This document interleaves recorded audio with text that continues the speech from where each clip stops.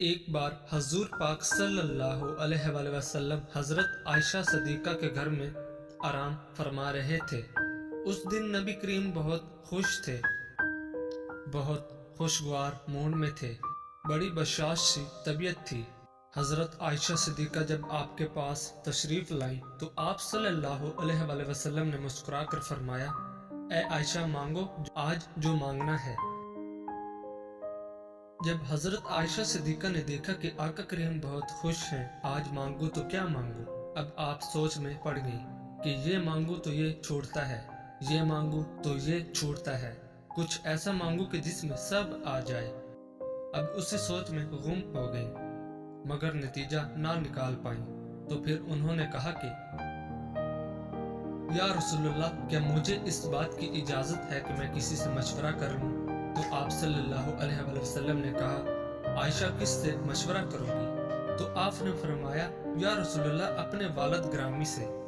تو آپ مسکرائے اور فرمایا، اگر آپ میرے یار سے ہی مشورہ کرنا چاہتی ہو تو جاؤ کر لو۔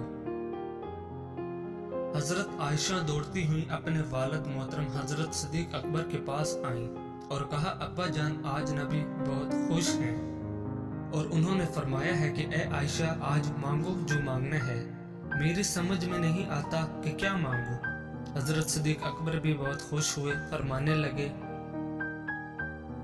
بیٹی اگر ایسا ہے تو سنو، اگر تم مجھ سے مشورہ لیتی ہو تو آقا سے یہی ایک چیز مانگ لو۔ پیارے نبی سے کہو کہ جب آپ معراج کی شب رب سے ملے تھے تو جو خاص ملاقات ہوئی تھی تو اس خاص ملاقات میں کچھ خاص باتیں بھی ہوئی تھیں، ان خاص باتوں میں سے کوئی ایک خاص بات ہی بتا دیجئے، وہ راز جو صرف آپ اور رب جانتا ہے۔ تو حضرت عائشہ صدیقہ دوڑتی ہوئی آئیں۔ نبی کریم نے حضرت عائشہ صدیقہ کو آتے دیکھا تو فرمایا، عائشہ پوچھ آئی ہو؟ کیا فرمایا میرے یار غار نے؟ کہنے لگی، جی ہاں پوچھ آئی ہوں یا رسول اللہ، بس وہ جو آپ معراج پر گئے تھے تو اللہ سے جو خاص ملاقات ہوئی تھی، اس خاص ملاقات میں کچھ خاص باتیں بھی ہوئی تھیں، تو ان خاص باتوں میں سے ایک کوئی خاص بات ہی بتا دیں۔ آقا کریم مسکرائے اور فرمایا، میرے یار غار نے پوچھا بھی تو کیا پوچھا؟ فرمانے لگے، عائشہ یہ راز کی بات ہے لیکن میں وعدہ کر چکا ہوں، اس لیے ان باتوں میں سے ایک بات میں تمہیں بتا دیتا ہوں۔ تمام جہانوں کے رب نے مجھ سے فرمایا کہ جو شخص ٹوٹے ہوئے دلوں کو جوڑ دے گا اس کو جنت میں بھیجنا مجھ پر لازم ہو جائے گا۔ اب ادھر حضرت صدیق اکبر بڑی بے چینی سے انتظار کر رہے تھے۔ کچھ دیر بعد حضرت عائشہ صدیقہ اپنے والد کے گھر میں داخل ہوتی ہیں تو دیکھتی ہیں کہ حضرت صدیق اکبر بے چینی کے عالم میں ٹہل رہے ہیں اور وعدہ لے لیا تھا کہ عائشہ جب حضور صلی اللہ علیہ وآلہ وسلم بتائیں گے تو تم آ کر مجھے بتاؤ گی۔ تو وہ جب وعدے کی تکمیل کے لیے پہنچی، حضرت صدیق اکبر تیز قدموں کے ساتھ عائشہ کی طرف لپکے اور پوچھا، کیا فرمایا آقا نے؟ عائشہ فرمانے لگی کہ حضور نے فرمایا، تمام جہانوں کے مالک نے فرمایا کہ جو ٹوٹے ہوئے دلوں کو جوڑے گا اس کو جنت میں بھیجنا مجھ پر لازم ہوگا۔ یہ سننا تھا کہ حضرت صدیق اکبر نے زاروں کی طرح رونا شروع کر دیا۔ بلند آواز میں صدیق اکبر نے فرمایا، بیٹی تم نے اس بات کا ایک ہی رخ دیکھا ہے، جو ٹوٹے ہوئے دلوں کو جوڑ دے گا اس پر جنت لازم ہے، اور جو کسی کا دل توڑ دے گا تو اس پر جہنم بھی تو لازم ہو گئی نا۔ جب آپ کی مشکلات حد سے بڑھنے لگیں تو سمجھ لو کہ اللہ کریم آپ کو کوئی بلند مرتبہ دینے والا ہے۔ جس گھر میں بلی کی رونے کی آواز آئے وہاں رزق کی تنگی آنے لگتی ہے۔ جس آدمی کی زبان خراب ہو جاتی ہے اس کا نصیب بھی خراب ہو جاتا ہے۔ چور اور جواری توبہ کر سکتے ہیں لیکن کوئی جھوٹا سچ نہیں بول سکتا۔ جس دوست کو دوسروں کی عیب جوئی کرتے ہوئے پاؤ اسے اپنے دوستوں کی فہرست سے خارج کر دو۔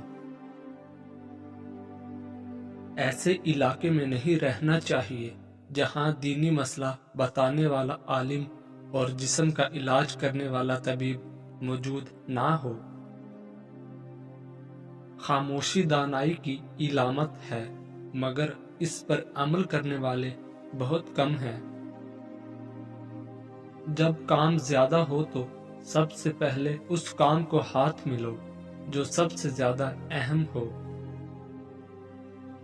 انسانوں کو قابو میں رکھنا جانوروں کو قابو میں رکھنے سے کہیں زیادہ مشکل ہے۔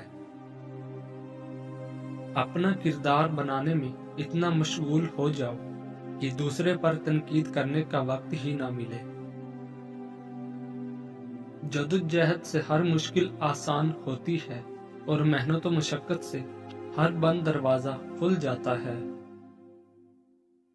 جو بندہ اپنا وقت رائگاں نہیں کرتا، اس کی خواہشات اس کے قابو میں رہتی ہے، اور جس کی خواہشات قابو میں ہو وہی کامیاب ہوتا ہے۔ اگر آپ ہر وقت مسلسل اسی کے بارے میں سوچ رہے ہو تو یہ کائنات کی جانب سے اس بات کی نشانی ہے، وہ بھی آپ کو بہت زیادہ یاد کر رہا ہے۔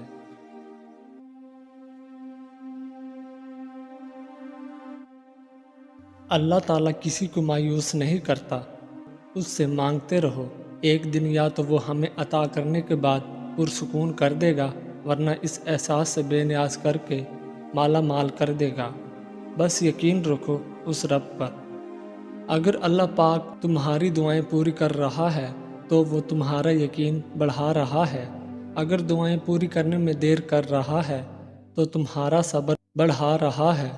اگر تمہاری دعاؤں کا جواب نہیں دے رہا تو وہ تمہیں آزما رہا ہے، اس لیے ہمیشہ دعا مانگتے رہا کرو۔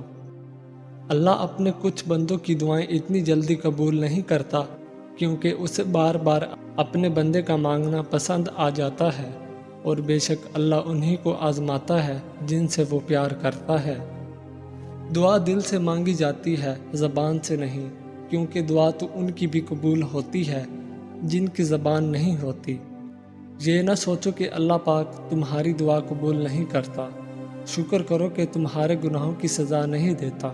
ہوائیں موسموں کا رخ بدل سکتی ہیں اور دعائیں مصیبتوں کا۔ نصیب سے زیادہ قیمتی دعا ہوتی ہے، کیونکہ جب زندگی میں سب کچھ بدل جائے تب انسان کے پاس دعا ہی بچتی ہے جو نصیب کو بدل دیتی ہے۔ تقدیر اور قسمت سے زیادہ طاقت دعا میں ہوتی ہے۔ ایک دوسرے کے لیے دعا مانگا کریں، یہ اللہ تعالیٰ کا پسندیدہ اور قبولیت والا عمل ہے۔ تم خواہ چپکے سے بات کرو یا اونچی آواز سے، اللہ کے لیے یکساں ہے، وہ تو دلوں کا حال تک جانتا ہے۔ دو چیزیں انسان کا چہرہ بگاڑ دیتی ہیں اور وہ اپنی عمر سے بڑا لگتا ہے۔ نمبر 1، نیند پوری نہ ہونا۔ نمبر 2، بلا وجہ پریشان رہنا۔ حضرت محمد صلی اللہ علیہ وآلہ وسلم نے ارشاد فرمایا، جو آدمی گھر میں داخل ہوتے وقت 3 باتوں کا اہتمام کرے، یعنی گھر میں داخل ہوتے وقت السلام علیکم ورحمۃ اللہ کہے، خواہ سامنے کوئی موجود ہو یا نہ ہو، اس کے بعد 1 مرتبہ سورۃ اخلاص پڑھے، پھر مجھ پر 1 مرتبہ درود بھیجے، گھر میں رزق دروازے توڑ کر آئے گا۔